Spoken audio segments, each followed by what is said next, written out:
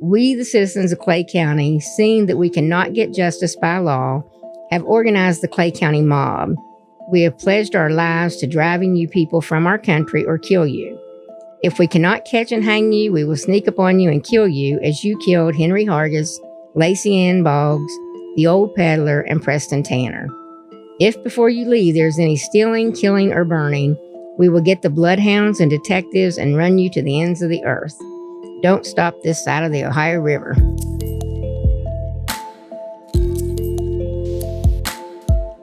Welcome to Creepalachia. I have been looking forward to this episode for so long since I've talked to Lucinda, who also goes by Cindy Curry, about Booger Hole, West Virginia. And you are like the Bill Gates of computers when it comes to knowing Booger Hole stories. And who better to have in here? So thank you for being here. Well, thank you for having me. Yeah. So I go through a little backstory first. So tell me about you and where you grew up. Well, I actually grew up in South Charleston, West Virginia. Went to high school there, and but spent a lot of time in Clay County. That's where my mother's family was from. So spent time there at my grandparents' farm every summer and heard stories about Booger Hole. And their farm was located in Booger Hole, which now we own, my husband and I. So I just had heard those stories and talked to the elders in the community over the years and heard their stories. So got interested in it. When we moved back, we lived in Germany for a while. My husband was in the Army, and we moved back to West Virginia and settled there in Clay County. Then I decided to start writing down some of those stories I'd heard, and also did quite a bit of research for additional content. And thank goodness you did, because this is stuff that needs to be documented. And I love this so much because the only way to get one of these books is there's an order form on the back page, which I'm going to put in the description for folks. And it's so perfect. So thank you for setting this up. Who did your artwork? The artwork was done by a cousin of mine, Elaine Douglas. She was local and did a great job. Awesome. So would you consider yourself a writer? I mean, obviously you are. You put all this together, but more of a documenter. I did write some of it, but many of the stories had already been written, and I gleaned them from other articles and that have been done about Booger Hole over the years, and from courthouse records, and even from one U.S. Marshal, Dan Cunningham, who had, come and investigated murders and different happenings in Booger Hole.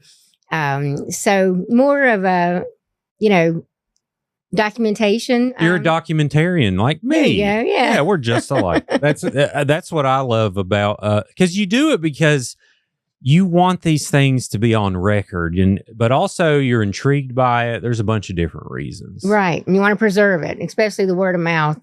The things that hadn't been documented, those interviews, and those people have all passed away now. When I first did all the research, it was in the early 90s, and now they're gone. So if we hadn't have written those stories down, transcribed them from those interviews, then they would be lost.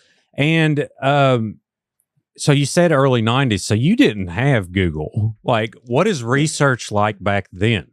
Well, research was going to the cultural center, a lot of it in Charleston, and looking up articles, finding documents at the courthouse. It looked like this on microfilm. Right, yeah. So going through and finding this, this is from the U.S. Marshal, written to his superiors back in 1928. Where he he says, I send a brief to you pertaining to many murders.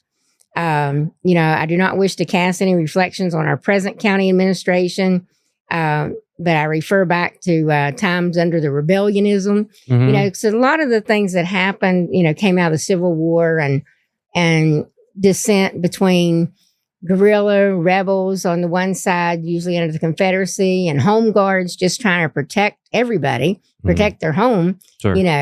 Because you had federals and Confederates coming in and pillaging and stealing and taking things. So a lot of it stemmed from that. And then when people came home from the war, there's hard feelings still, brother against brother. Sometimes we're fighting in the war. So some of that continued to be an issue. Oh, yeah, especially in West Virginia. Like the Hatfield McCoys is one that comes to mind that everyone knows. Right. But not everyone knows about Booger Hole. And so you gave me a good question. I'm going to ask my daughter later and see what she says. I'm going to say, do you know what the Dewey Decimal System is? Because I see you in the library like at late hours just reading and researching, and that just sounds so oddly peaceful to me. Yes, it is very peaceful, and I highly recommend it. Still yet today, it's good to go into a library, go to the cultural center, search their archives for your family name, or a place, that you're interested in. Like when you look up Booger Hole, you'll find lots of old articles, but you do have to do some research and some legwork and a lot of microfilm hours. Some of this stuff you just can't Google. Yeah. So they still have microfilm at libraries, right? I need to go do this stuff. Yeah, at the cultural center they do, I believe. Not sure at most libraries anymore. That's the thing where you put it in and then you twist the wheel and you're looking. That sounds, right. Yeah. Sounds peaceful. But before they had the scanning it and putting it on, the computer or on a jump drive, that's what they did. They scanned it and put it into microfilm. Yep. Gotcha. And now they're digitizing it. Yeah. Now they're digitizing it. Yes. Cool. Is this the only project you've done specifically like this, or have you done other things? Well, I've researched other things that I hopefully want to write a book about. Nancy Hart, actually. There's been a few stories written about her. She was a Civil War spy. She was actually captured in Summersville. And in Summersville, they've done a play about her. I'm not sure if they're still doing it, but years ago, they had a play every year about her. So she was married to one of my great uncles. And so I've done quite a bit of research on her and hope to do a book about Nancy Hart. Tell me the story of Nancy Hart. Why have I missed this? I've missed this in trying to curate stories. So I'll definitely have to make this one of my goals. What happened? Well, she was a young girl. She started spying for the guerrilla war fighters under Perry Conley. She married Josh Douglas, who was also part of the guerrillas. And they traveled all over the country, Jackson, Calhoun, up in Webster Springs, where Perry Conley was killed eventually. But she spied for the Confederacy and would report back. She would hang out into different towns, sell eggs or do this or that, get acquainted, with the Union soldiers and report back mainly to the guerrilla fighters. Wow. And did get captured, like I said, but then she escaped by making friends with her guard and getting friendly with the guard and told her, that she could outshoot him. And she challenged him to a shooting contest. And which wasn't very smart of the guard part. He actually gave her his weapon, and instead of shooting a target, she shot him. Wow. Did he die? He did. Yeah. Goodness. So Nancy was hardcore. She was, yeah. She finally, sort of did go back to just being a regular, normal citizen of not Clay County at that time. Then she ended up over in Pocahontas County, actually, and living with a granddaughter who I interviewed. And Moppy, she was in her 90s when I interviewed her. So she remembered her grandmother and staying with them and her taking care of them and hearing stories about it. When was that interview? Goodness, that was back probably in the early 90s too. So, wow. Yeah. Man, bless you for doing this. Moppy her granddaughter was getting, really up there. So I wanted to capture that information. Yeah. But I haven't gotten it into a book yet. Then sort of life takes hold. You have kids yourself to raise and work to do. And but all the research is there ready for me to go back to. That's great. Well, how cool. So, all right, let's set it up from the very beginning. Describe Booger Hole, West Virginia to someone who has no clue what we're talking about. Because I have a theory of like, there's 2 reasons someone clicks on a Booger Hole story. Well, 3 reasons.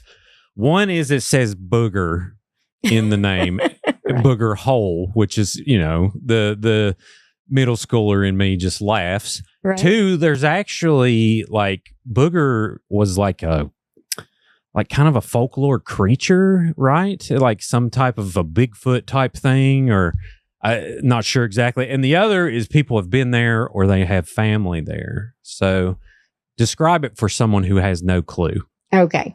Well, Booger Hole in Clay County, West Virginia, had a reputation. It's really a beautiful holler.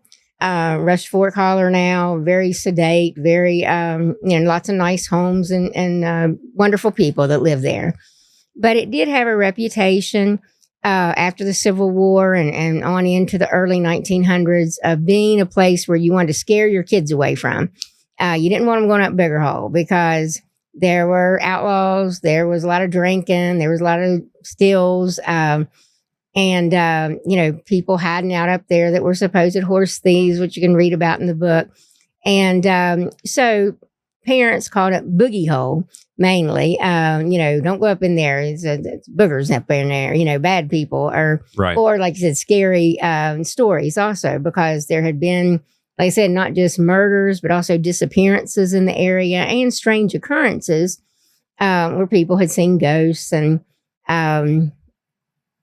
other scary things, sort of like Bigfoot. Sure. But they didn't call it Bigfoot or cryptids back then. So it's just a place that people would say stay away from. Now, the people that didn't want to stay away from it, they like to go have a good time. They go up to, apple cuttings and bean stringings and events, where people would go and drink and dance and help their neighbors. But they say at any time, day or night, you could hear people shooting up into the air and saying hurrah for Booger Hole, so there was a lot of people who loved to go to Booger Hole, but it wasn't someplace you wanted your kids hanging out. So you'd try to scare them away from it. And That's how it got its name. Sounds like the Wild West. Yeah. Who named it? Do you know where that came from? Like, did they vote on it? Like, I hereby name this holler Booger Hole. No, in some of the articles that I read, it was already being called that. Because it's not on Google Maps. No, it's not on Google Maps. Yeah. No. But that is what it's referred to in these articles. So it was a place name back then. And, in the Clay Messenger, even in the Charleston paper, and like I said, with Dan Cunningham, Henry Davenport wrote about it. Like you've probably read Tales of the Elk. Yep. So there's an article in there about Booger Hole and the mob storming the jail to try to lynch one of the supposed alleged murders. That was in Booger Hole? That was in Booger Hole. Yeah. What's that story? Let's start there. Is that one in the book?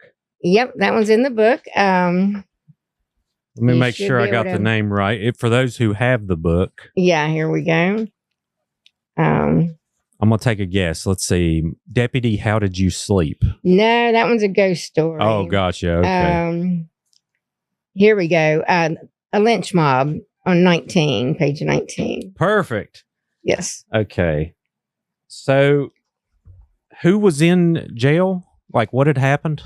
Well, this one is about Howard Sampson and his father, Andrew, were accused of murder. They were accused of killing Preston Tanner, who did own a sizable farm in the area, and they played cards together, and they wanted his property, supposedly. So they had shot him, that's what the accusation was, and then burned his house down by putting a lit oil lamp under his bed where his dead body was to cover up the murder. Goodness gracious. Yeah.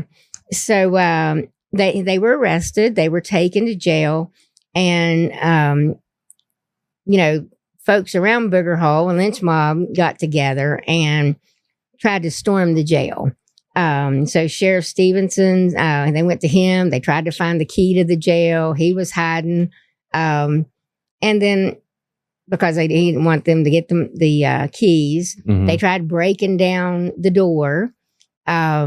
But Henry Davenport, a local attorney, came and started talking to the mob and talked them down and got them to go home. And then they, had their trial. So he did end up going to jail. And later, after he'd gotten out of jail, much later, he actually commits suicide. Oh, wow. Howard Sampson does. So it's a sad story. But it was all documented in the courthouse records, and masked men later rode through Booger Hole and posted a poster on the trees that said, "We, the citizens of Clay County, seeing that we cannot get justice by law, have organized the Clay County mob. We have pledged our lives to driving you people from our country or kill you. If we cannot catch and hang you, we will sneak upon you and kill you as you killed Henry Hargis, Lacey Ann Boggs, the old peddler, and Preston Tanner. If before you leave there's any stealing, killing, or burning, we will get the bloodhounds and detectives and run you to the ends of the earth. Don't stop this side of the Ohio River." Wow. So the mob was trying to, take control, be vigilantes. But in this case, the lawyer was able to talk them down and get them to go home. But they did still go back into the holler and start running people out that had a reputation of crime. I remember this story. I remember Lacey Ann Boggs, too. What happened there exactly with her? Well, there are a couple different things that happened with her. She was accused of being a witch, which was one story. And they think that might have been why she was murdered. She said two men accused her of being a witch and turned them into horses and riding them all over the country. But also rumors spread that she was killed for an entirely different reason. And that reason was that she said that before her pipe went out, she could show you where the bones of Harry Hargis were. And he was the peddler that disappeared. Okay, yeah. So she was shot in the back through her window in her rocking chair where she was peeling apples. And someone shot her in the back with her granddaughter there in the house. And the granddaughter was so scared, she wouldn't leave the house that night because she didn't know if they were still out there. But then the next morning she went to a neighbor and got help. So they never did find who shot her. And she was buried over at Wallback, and they actually put her rocking chair with the shotgun blast in the back of it on her grave, just as a show of what people had done to her. Are there pictures of that? No, I don't have any pictures of that, but I do. It seems like I've seen the grave marker picture maybe somewhere. A grave marker, yeah. Yeah. What year was that? Oh, I'm not sure. Take your time. Yeah. I mean, this is a lot of information. There's like 20 stories in this book, y'all. Yeah, it's a little bit of information. I love it. Let's see. I can find that here. Preston Tanner. I remember the name Preston Tanner, too. I think I've done that story, too. That was the one that was trying to find the one, though, here about Lacey Ann. So she was 80 years old? Yeah. Wow. Yeah, she was older. When she was married, some called her a witch. Others felt she knew too much for her own good. Lived in an abandoned log house at Big Otter. Interesting. Yeah, I don't have the dates in the book. Well, I'm gonna say late 1800s, early 1900s. Yes, I'm not gonna. That's when most of these things happen. Not gonna quote us on that, but. I look at this. I'm looking at this other story called Horse Thieves. So it says in the late 1800s, the name Booger Hole was used to frighten children into obedience. People regarded this section of Clay County as a refuge for horse thieves, too. Interesting. Yeah. Now, Preston Tanner, when that was in 1917. Okay. So I think Lacey Ann was killed before that or during that, about that same time. Gotcha. Yeah. Makes sense. Early 1900s. How interesting. All right. So, if I was to go and look, I drive through Clay County all the time, and I think every time, like, I wonder where Booger Hole is. I still don't have a clue where it's at. Okay. Logistically, where is this place? Okay. Logistically, if you get off of the Bgarda exit 40, and turn south on Route 16, okay, you'll go over the hill and not too far, probably about a mile and a half, and you'll turn right onto Rush Fork Road. And you go straight up Rush Fork, couple miles, and it'll branch off again, and you bear to the right. And as that is where Booger Hole started. That's where Mr. Rogers in the book owned property, and he was taken up into that holler and shot by the Conley band. Oh, wow. So I actually have a small map here. Sure. That sort of goes from where it splits and where then each of the stories took place according to the old timers.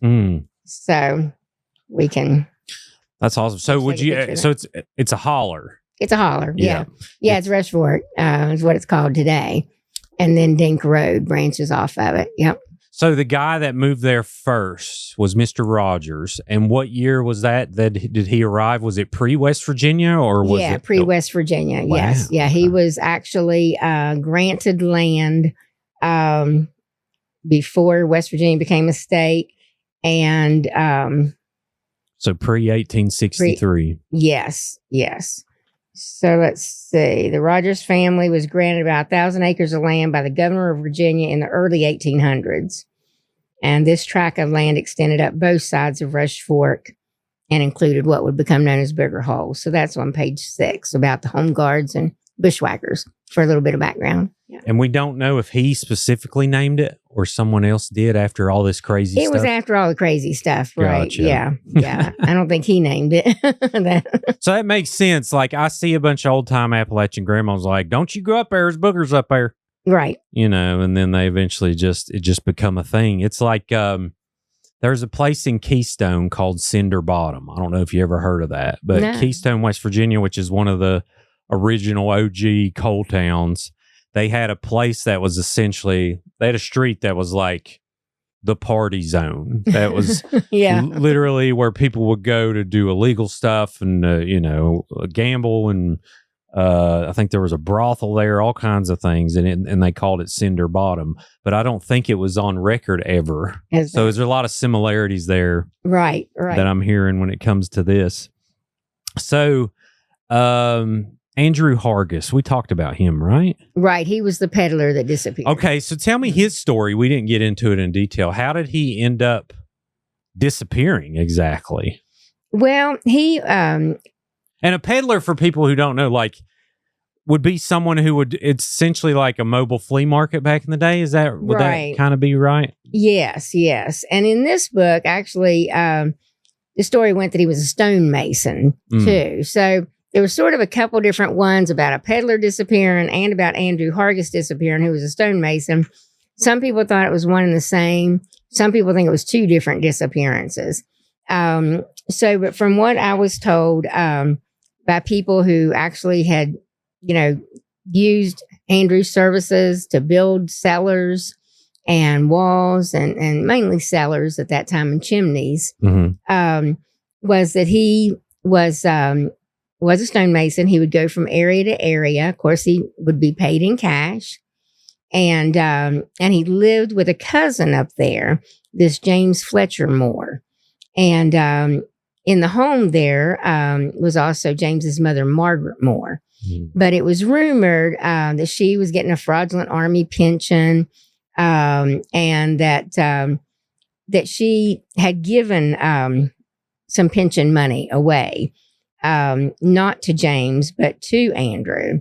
So there's some also thoughts that maybe James killed Andrew and then buried him under the hearth. That's one theory. Other theories was that, he just disappeared. He went off to work somewhere else and didn't come back. But eventually, this Margaret Moore was arrested on the pension fraud. And they say that her son nearly lost his mind, that he would talk to himself, that he would talk to the hearth. What's the hearth? The hearth is where you have a fireplace, and the hearth is what's in front of it. Oh, okay. Stones. Yeah. Mm-hmm. So they think that maybe he had buried Hargis under the hearth stones. Mm-hmm. But eventually he left Booger Hole. And it said the log cabin was torn down, and deep under the hearthstones, a man's skeleton was found. No way. Yeah. Like that's documented? They found one? Yeah, they found one. And we don't know, were they the bones of Andrew Hargis or someone else? You didn't have, all the DNA back then, of course. So they couldn't identify him, but they believe that it was him. Or also that it could have been a watch fixer, they said, Joseph Clark, who had disappeared without a trace, or possibly the peddler. There's also the peddler story, who didn't have a name.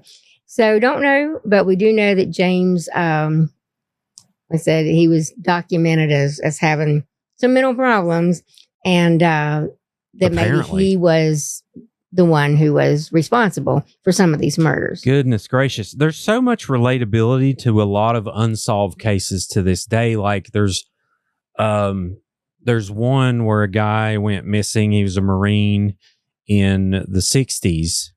And we know essentially who killed him, a man named Lundy Trump. And it was rumored that he buried the guy in a well somewhere. Now we haven't found the well yet, but his name's Sergeant James Lee Haynes. I don't know if you've heard of that, but he went missing in the 60s. He was visiting, he was going through here to Fort Knox, and he was a Marine, I believe. And like hearing stuff like that, like it was a known story, like there's someone buried under that hearth. Right. So people knew. But there was nothing done because, it's the Wild West back then. Right. Yeah. There's only like maybe this, one marshal patrolling Jackson County, Calhoun County, Roane County, Clay County. I mean, you didn't have, all of the resources and assets that law enforcement has today. Yeah. And even now they can't keep up, with all this. Even now it's like a needle in a haystack. Right. Right.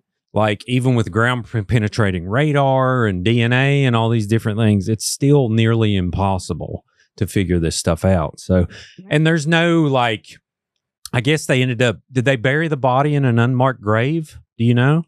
Well, probably after they found it under the hearth, they probably did just bury it in a local cemetery. I wonder what the nearest cemetery is. I'd love to find out where that is. Well, there's several up Rush Fort. There's the one behind Rush Fort Church up on the hill, the McLaughlin Cemetery.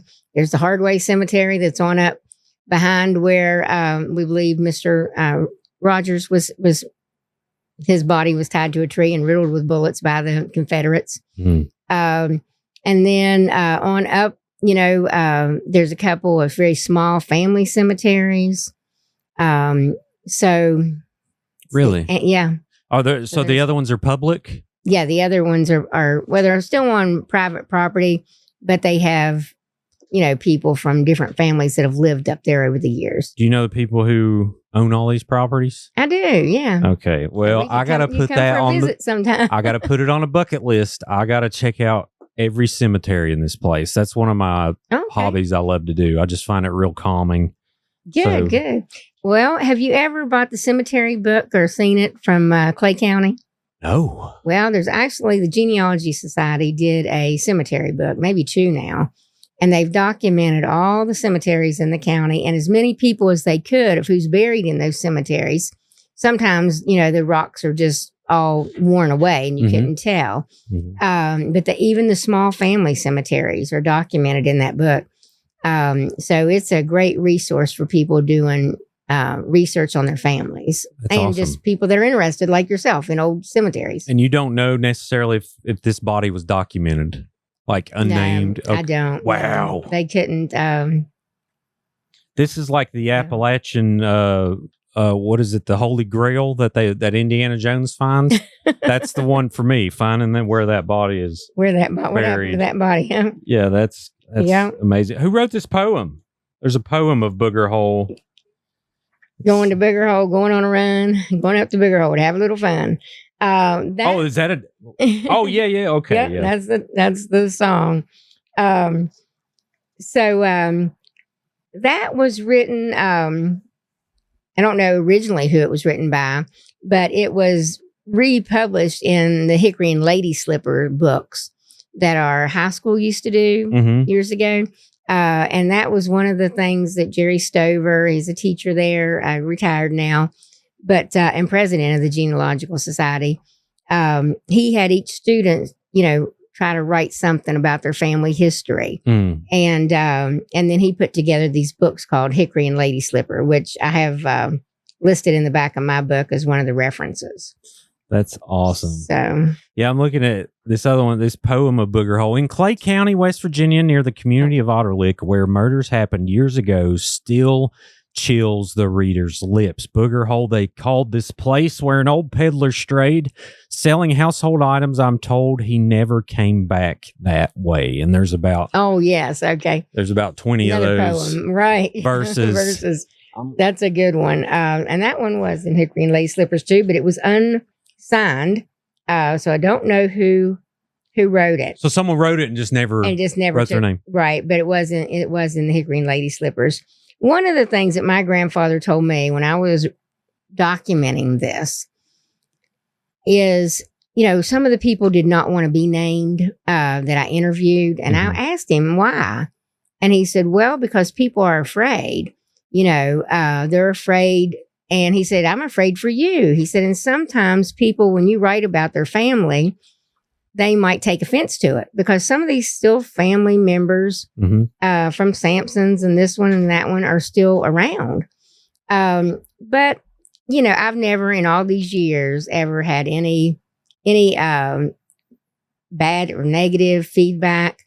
No one's ever said, well, why'd you write that? Or that's about my family. In fact, I've had just the opposite. People have been very supportive.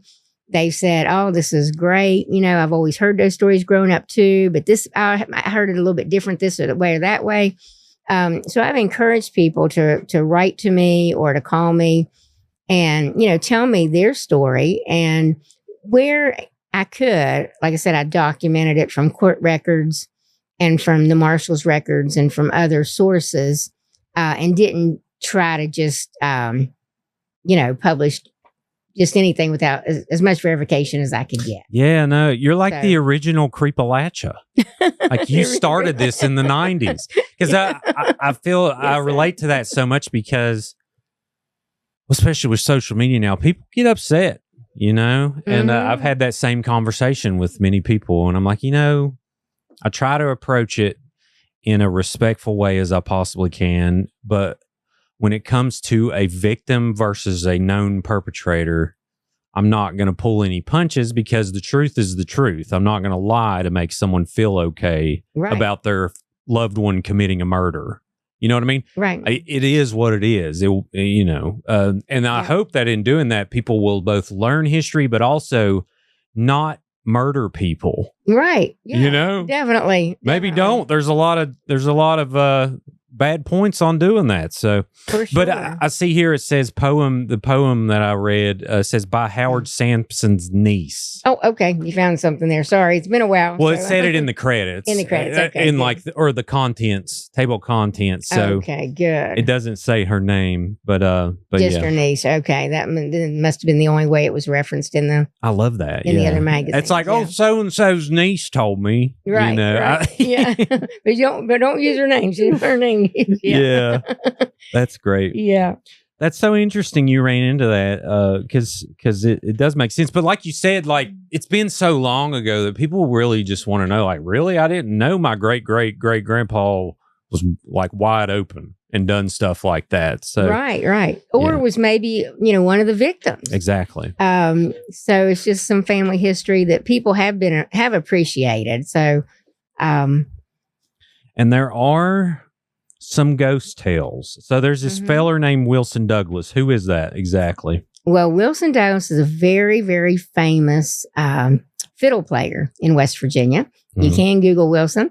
He's also a great cousin. Oh, nice. Yeah, he's passed now. But another thing that Wilson was is he won one of the biggest liar contests at the Vandalia gathering at the Capitol years and years ago. So he was also a great storyteller. Yeah. But he swore to me in person while he was a very old man that this story was true, that he had seen the weeping woman on our old farm. He hunted up there often on my grandparents' farm.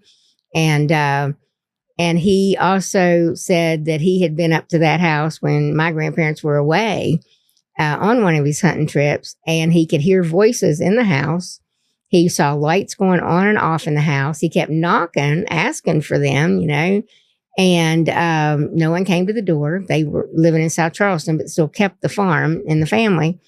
And he said then as he rode off the hill, it stopped. But he says he always believed that the old farm was haunted, and that he wouldn't, didn't want to go up there without my grandparents being up there again. And then another story he told was where my grandfather's parents lived, that he had seen a rider on the road and, heard voices down below the house where he couldn't see him, but he followed and he saw them, and no one was there, when he caught up to him. So they just disappeared. So he had several stories that he told, and but he said that these really did happen, that they weren't the biggest liar type tales that he told at the Vandalia gathering, but that they were true happenings that took place in Booger Hole. This is awesome. So I have a couple questions. So this liars contest, I've heard so much about this, and I haven't had time to dig into it, but what is that exactly? I feel like I could place, top 3 if they still have it. Yeah, I believe they do. Do they? Yeah, look up the Vandalia gathering. And there was fiddle players and the liars contest and arts and crafts and just a really good time. So people get up there and tell stories? Yeah, they tell stories. Yeah, big tall tales. That's I'm about that life. And whichever one's the most believable, I guess, is who wins. How fun. Second question. So you still have that property, right? Yes. Okay. Is it possible for me to do an overnight there? Is it livable? Well, it's not really livable now, no. I mean, could I make it? I mean, I could set a fire and cook some hot dogs. And you could stay in the yard, yeah. Pitch a tent, but you wouldn't want to stay in the house now. Really? Yeah, okay. The house is super, super old. In fact, it has a really big story, too. It was actually moved 3 times, torn down and rebuilt by my great-grandparents twice. And then 3 times, yeah. And then my grandfather, when the interstate came through in 79, and I was about 12 years old, he jacked the house up, built a sled under the house, and hired 2 bulldozers to build the road up to where the house is now, and pulled that house all the way up on top of the hill. I mean, I've got pictures of it where it's like this, like a cow's face. Wow. So steep. And so that house is over 150 years old, for sure. And we lived in it for a while. And then my daughter lived in it for a while, but probably the last 10 years, no one's lived in it. And it's really, I wouldn't recommend it now. So what if I sign a liability waiver? I hear this, it would be so amazing to just read these stories right in the living room. Right. And to record it. But I mean, I think about it. Well, I'll think about it. But really, the floor's rotting out in it now. And we can figure it out. I grew up in McDowell. Listen, this ain't nothing. And there's probably snakes in there now. So I don't know. We could talk. We could talk. Be like, you know what used to happen here, Snake? Yeah. I just went to a snake handling church. We're practically, family. Oh, okay. There you go. So maybe you can, like I said, camp in the yard. we may figure out something. I think that would be so fun. There is a video too. out where another group did an interview several years ago. American Mythology, I believe, if you've heard of them, and did like a flyover of the area with a drone. So they couldn't. Can you drive there still? You can drive there still, yeah. Really? Okay. So they took the drone up and flew over the property. Oh, that's cool. Yeah. Is it on YouTube? I believe it is. I'll have to find that. Yeah. That's awesome. Yeah.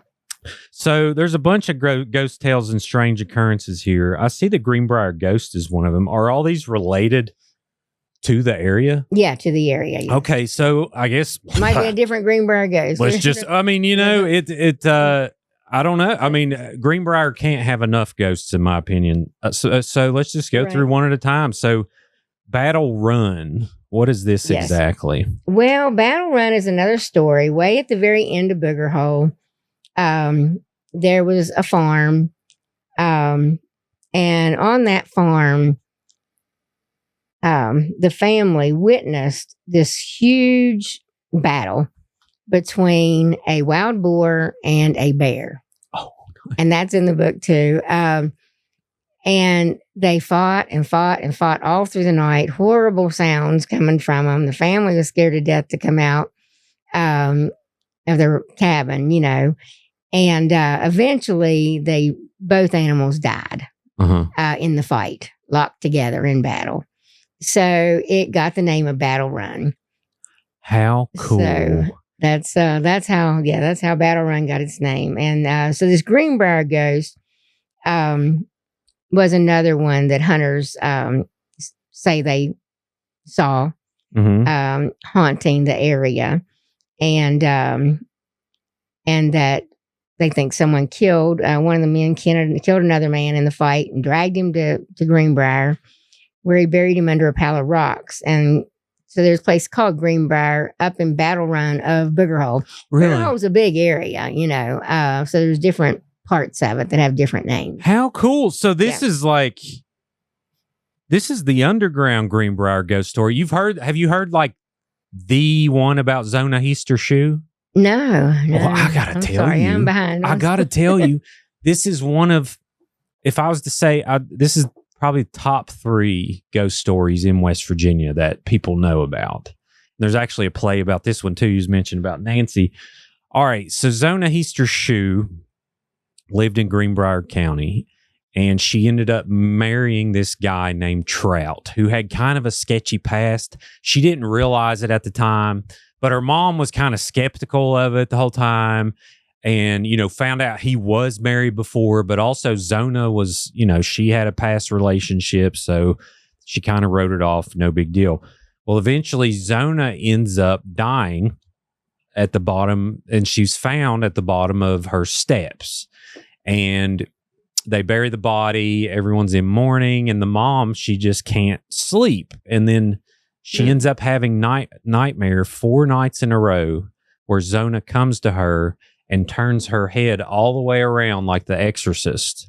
That essentially was saying, like, I died. This is how I died. Trout killed me. My neck is broke. So she went to the prosecutor's office and begged the prosecutor to exhume the body because she'd already been buried. And the prosecutor was like, a ghost? This is crazy. What are we talking about? This, that, and the other. And eventually the prosecutor decided, well, let's just do this and see. Well, they dig up the body. They re-exhume the body because when the medical examiner first looked at the body, Trout was acting all weird. He was kind of like covering her neck and holding her and weeping and being dramatic. And he didn't really get to look at the body, you know, thoroughly. Well, this time when they looked, they found out her neck was broken. Her, you know, could tell it was by pressure, had a certain vertebrae, had a crack in it, and some tendons were busted. So they knew he murdered her, had fingerprints on her neck. Oh, wow. And so, yeah. And it's the only documented case in the country where a ghost was brought up during testimony and helped solve the murder. Her own murder. Yeah. Wow. Amazing. Yeah. So that happened in Greenbrier County. Greenbrier County. Well, I'm going to have to check that out. Well, this is cool, though. I love seeing Greenbrier ghosts on there and knowing that there was a place of Booger Hole called Greenbrier. Yeah. And it is mainly, in Greenbrier. There's lots of Greenbriers in West Virginia. Makes sense. So it's a... Yep. All right. So we just got... So the deputy, how did you sleep? So it says Sheridan Sizemore was a deputy sheriff in the early 1900s, and while out looking for a man whom he had papers to arrest, it got so late, so he went home where he knew people that lived there were good people, and he would have a safe place to rest for the night. The man of the house apologized for not having a place downstairs for him to sleep, but offered a loft where they had an extra bed. So he climbed up into the loft. What happened here?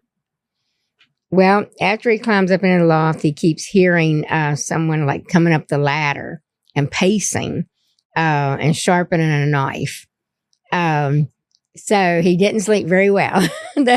Sure. So the next morning they asked him, how do you sleep? And then he told them, And so they think that, that there again was a ghost, maybe someone who'd been murdered in the house.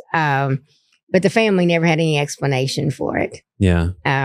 So yeah, it said that, they did have a little bit of an explanation. He says, didn't figure he slept much. There was supposed to have been a family lived here that killed a man in that loft by cutting his throat. And everybody that we keep claimed that they can't sleep because of that man walking up there and whetting his knife. Oh. So. Is that place still open? No. Okay, I'm saying, is that an Airbnb I can go to? That's awesome. Do you believe in ghosts? I do. I believe that there are unsettled spirits, that may be trying to tell us things. I don't believe that they harm us, but I do believe, like the story you just told, that sometimes they are trying to tell their story, that they were murdered or something happened to them traumatic, and they just haven't quite left this world in peace. Sure, yeah. I think it is always involved around trauma, and so I believe, I think that the energy is something, and there's this thing called the stone tape theory. I don't know if you've heard of it, but basically, why I think there's a lot of stories like this in Appalachia. They say old stone structures or stones, period, just old stones that held, people and a lot of stories around it, different things going on, absorb energy. And the theory is that it absorbs this trauma and it repeats in certain ways around that area in the form of sounds and apparitions and spirits and different things like that. So that's one of my favorite theories, but I think there's a lot to that when it comes to Appalachia. Yeah, definitely. But I could see that, because around the places where these ghosts have been spotted, there are old stone walls, cellars, or piles of stones where people cleared their fields, and you'll have a pile of stones as big as this room. So that sort of makes sense. It's not really around the frame houses itself, but in front of the old farm, there's an old stone wall. That's so unique. Have you been to Welch? I have been to Welch. So you've seen the old Italian stonemason walls and stuff that they're preserving somehow. I just love all of the. They don't make things as cool as they used to. For one, and listen, I've had monument makers come in here that make the prettiest laser cut monuments you'll ever see, but you're not going to see nothing like a early 1800s hand cut grave marker. Right. I went to this place called St. Bernard Church, and it's in Lewis County. Prettiest place I ever been to. It's this old Catholic Irish cemetery. The prettiest markers you will ever see, built in the late 1800s. And you walk by them and you get this sense of awe when you walk by them. I really felt something special there. And I told my wife, I'm no pressure, but find the biggest stone you can and have someone chisel out my marker, because nice. That's what I want. That's what you want. So no pressure. No pressure. But it's just so cool. And some of them have lasted, like you said. A lot of them, the name of wore down, but those really old, hand chiseled, deep cut Right. Stones are still there. Oh, a lot of them are. Yeah, especially the marble ones. So the field cut ones, the field stones that were just sandstone, they just wear off over time. Sure. But yeah, the ones that really were the marble, they last a long, long time. Forever. Almost. Yeah. And they had symbols too that used to mean something. Like now it's like, oh, that looks cool. But back then, like they had certain symbols that they would put in that meant certain things. And I like going and looking up, different meanings for things. And because, a lot of this stuff just you can't find it. And if you do find it, AI's getting a lot of things wrong now. You got to watch. Yes. So there's wrong information out there. Sure.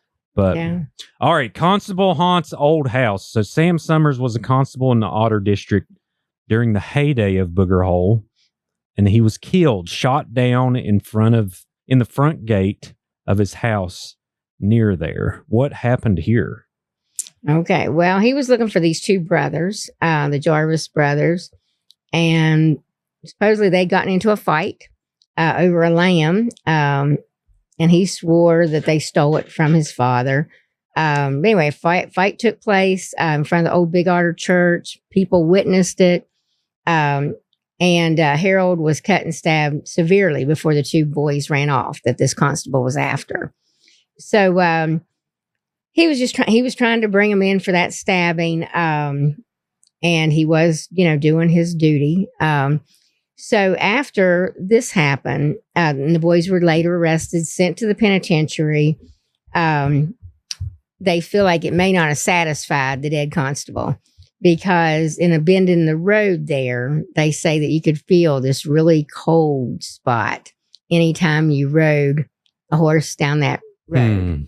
And as if someone was watching you. So it's one of those sort of strange occurrences that many people testified that they had felt his spirit there near his house where he'd been killed. Is the Big Otter Church still there? It is not. It was one of those that was taken by the interstate. Oh. So the interstate took like 50 acres of Booger Hole. Oh, did it? Yeah. So that was what, 1950s? 60s? 60s. So it would have been what, 79 or what would it have been? No, let's see. Interstate 79. Interstate 79? Yeah, and let's see. I was 12 and I'm 64. So, well, you know about the graveyard they had to relocate in Wheeling?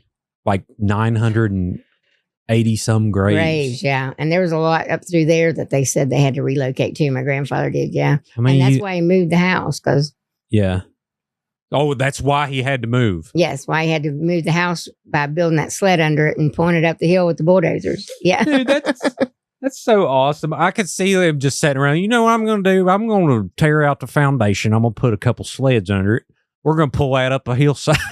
Yeah, that's what they did.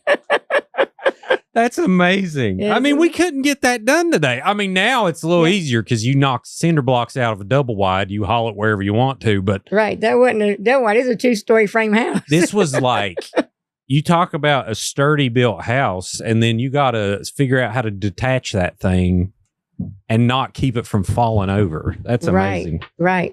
Well, and it's all solid wood. Right. There's no, it's not like framed up and then you have plywood in between the walls, in between the studs. Mm-hmm. It is all solid oak boards about, a foot wide each board. Well, now so double wide, you could probably pick it up with one arm. So, they have those little studs in there that's like 2x2, and nothing against double wides. I'm glad we have places to live in mass. They had to do something. Oh, yeah. But it ain't like it, and they ain't built like they used to be. No. So that's for sure. No, but because of good insulation and things like that, they're much warmer than that old house was. And we lived in that old house, even though it was super sturdy and you didn't put a nail in a wall because it was so hard. The wood was, where it had been so long. Yeah. Drying and curing. It was still cold. They didn't insulate them like they do now. Yeah. How fun. So it says crying babies, which is just a paragraph, so I'll read it here. There was an old house up Booger Hole that people swore was haunted by murdered babies. Golly. It was said that in every corner of the house you could hear a baby crying.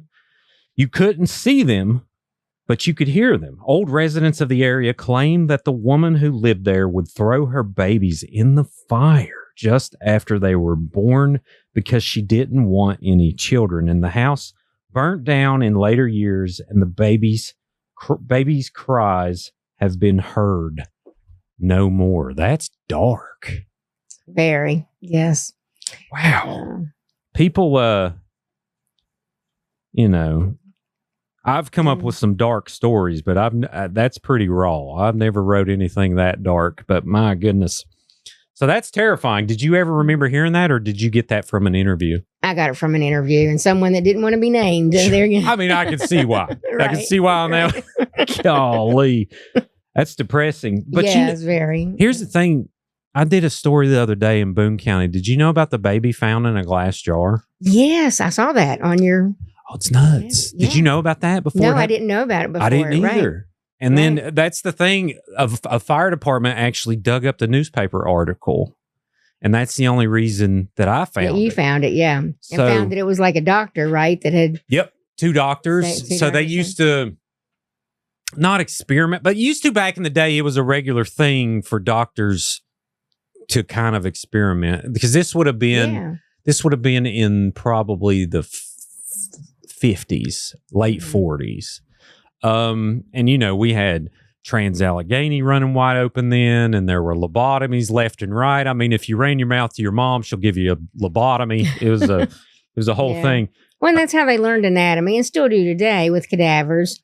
But yeah, I think back then, doctors would keep them right there in their office in formaldehyde jars, and not like today where they only do it at medical school.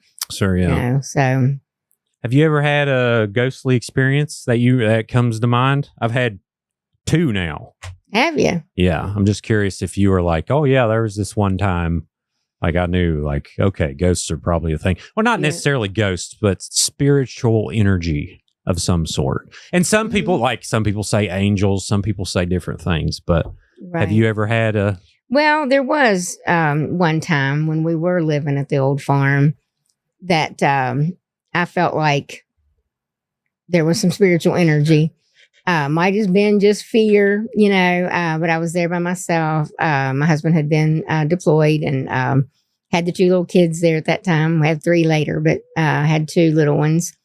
And so I was on high alert, you know, being the one that was there. And I really felt like something was in the house. But what happened was I brought the girls into the bedroom with me. And so we were snuggling in the big bed instead of them in there across the hall. And all of a sudden, I see this shadow going around the ceiling in a circle. And it was like, oh my God, there is something in here. Mm-hmm. And so I got up and turned on the light real quick. And it was a bat had gotten in the house. Wow. And I was terrified of bats and terrified of birds too. I don't like anything flying around my head. Sure. So anyway, we got down on the floor. I told the girls, crawl across the hall. We got into their bedroom and I shoved clothes up under the door so it couldn't get in, you know. And we didn't have, the telephone was downstairs. You didn't have cell phones. It was landlines but then. So the next morning, then I called a neighbor, and he came and searched the house and found the bat hanging on the back of the dresser. So it's still there chilling. It was still there chilling, yeah, because it couldn't get out, I guess. Sure, it got in somehow, but couldn't find its way out. So he captured it and got it out. Nice. But so that was the only time, but that was close enough and scary enough for me. That's a good one. Mine involves bats too. So did you feel something, like did you bring the kids in there because you felt something felt off? Yeah, something felt off, right. And I didn't know what was in the house, but I felt like something was in the house with us. And you were right. And I was right. It was a bat. So. This farmhouse, let's restore it. What do we got to do? GoFundMe? What are we doing? Yeah, I think that's what we need. Well, that sounds like the perfect scare B&B. And plus, it'll keep it going. I mean, you've hauled it on a sled 3 times. I mean, come on now. Well, twice? Yeah. You said twice he did? Well, one time they actually tore it down and rebuilt it on the other side of the road. My great-grandfather did, because it was in the shade and he wanted to be over on the sunny side of the road. And then another time he tore it down again closer to the road because he was a big talker. My grandmother always told me that her dad was a big talker and he wanted to be closer to the road. So when people rode past, because they were riding horses then, that he'd be sitting on the porch and he could talk to them easier, you know. And then the last time was when my grandparents then, they had inherited the house and bought it from the rest of the family when the parents passed away. And then they moved it when the interstate came through. Wow. So. And it's still there. And it's still there, yes. How cool. How many acres? There's about, 55 on one part and about another 29 on the other. So. Wow. Yeah. Is it walkable or is it grown up or? A lot of it's grown up, but it is still, we try to keep a path through for hunting on it. Mm-hmm. How my fun. husband hunts and son-in-law and some of them, right? So, so over 80 some acres. Yep. Sure. So, all right. I mean, I got to ask you about some of these other ones. Rocking chairs and bright lights. In the fork of the creek where the old Rogers home place stood, there have been some strange occurrences. One person spending the night with her relatives who now live near there saw a rocking chair descend from thin air and rock for several minutes over her bed before disappearing. And another time, the man of the house sat bolt upright in the middle of the night. A bright light filled the room. This was very strange since they had no electricity. The light remained bright while he lit a cigarette. After he decided to smoke the cigarette, the light went out. They never could figure out how or why the light appeared. How fun. Do you remember that interview? A strange occurrence. I do. Do you? I do, yes. And those folks have, that was by Mr. and Mrs. McLaughlin, Wanda and Dawn, and they've passed on now. The cemetery? McLaughlin or different ones? Well, yeah, it's the family that still, their children are the ones that still own that cemetery. Yes, it's above the Rushford Church. And their old house is gone now. They do have a newer home there, one of the boys, but it's right there in the forks of the road. And their parents are the one that told me that story. How fun. Well, I'll tell you. So I'll tell you the quick version. So you ever been to Trans-Allegheny? Yeah. Okay. Yeah.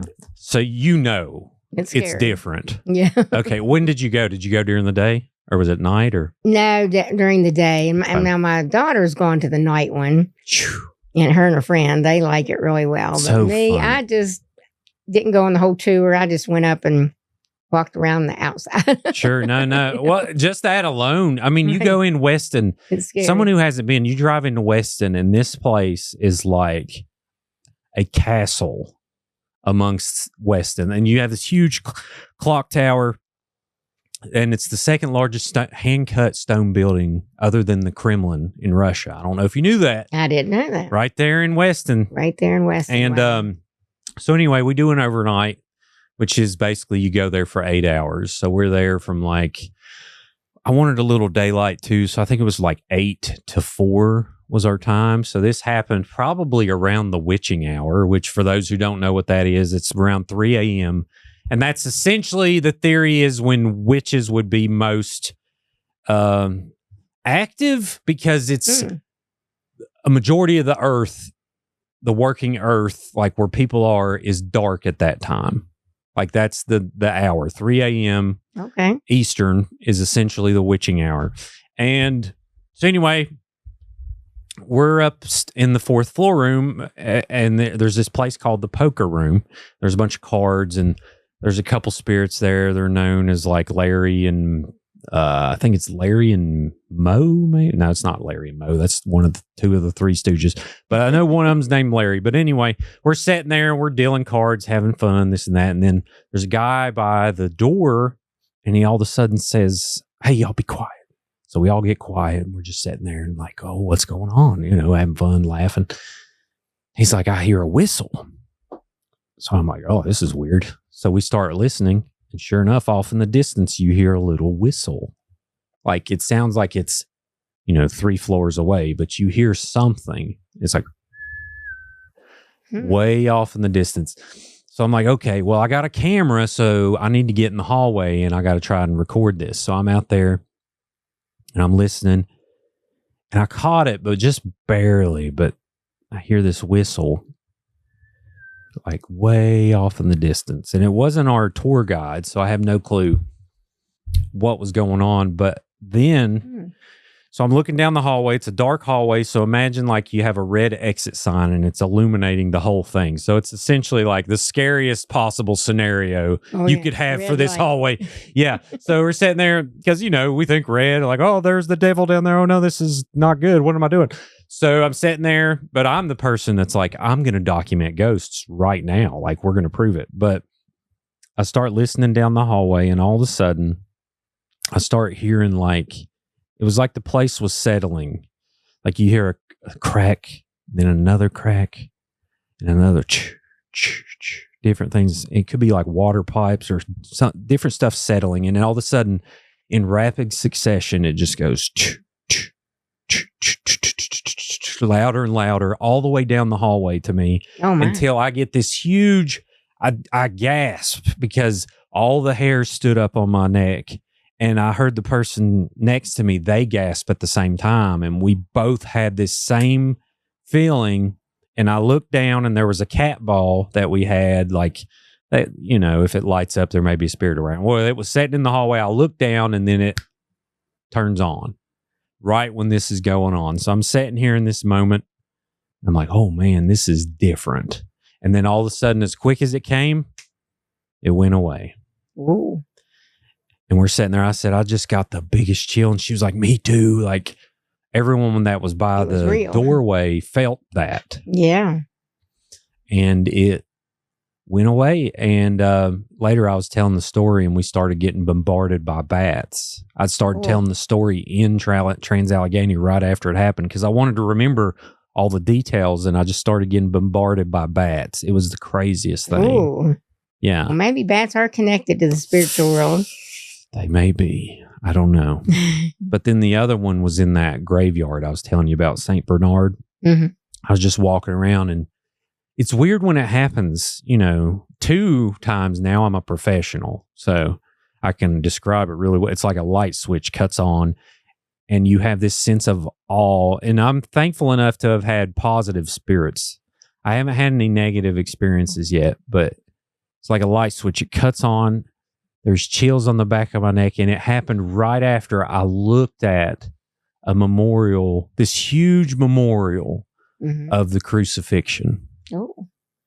And it happened right after that. And I'm like, I kind of probably should go to church. I mean, they keep trying to tell me like, hey, you dummy, get in church, dummy, and every time I'm just like, oh, that was crazy, Well, maybe you should. I know. Wait, maybe. Well, not maybe. Everybody should. It's it is a spiritual warfare going on, and it's best to not dabble in it without the protection of Christ. There's something to that. And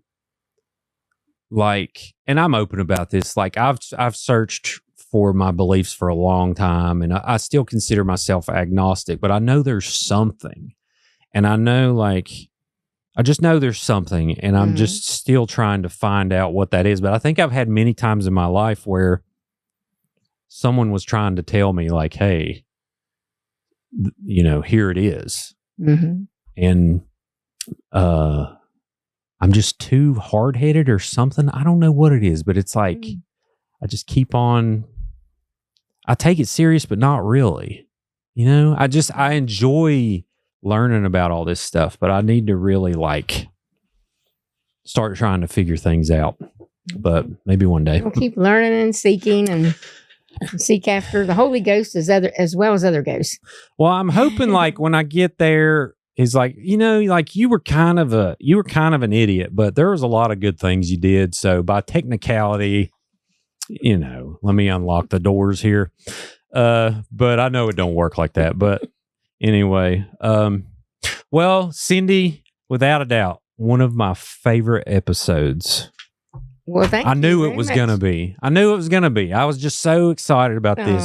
Well, I've really enjoyed it, JD. Thank you so much for having me. And Yep. it's been exciting to revisit the Booger Hole book. Like I said, it's been a while, but it has been a popular little booklet. And I'm happy to share it through your podcast. Yeah, well, I Really got so appreciate many it. tags. It was like, you got to have Lucinda on. Like, this is, and then I started looking up, I'm like, oh, there's a whole book. This is awesome. And so can you tell people, like, how can they obtain the book? I'll put these instructions in the description of the show so y'all will know, but we are old school. Cindy Curry is accepting money orders. What are we accepting? What kind of? Check or money order. That's fine. And they can just send it directly to the address in the back of the book. Cindy Curry, 3320 Ossia Road, OSSIA, Duck, West Virginia, 25063.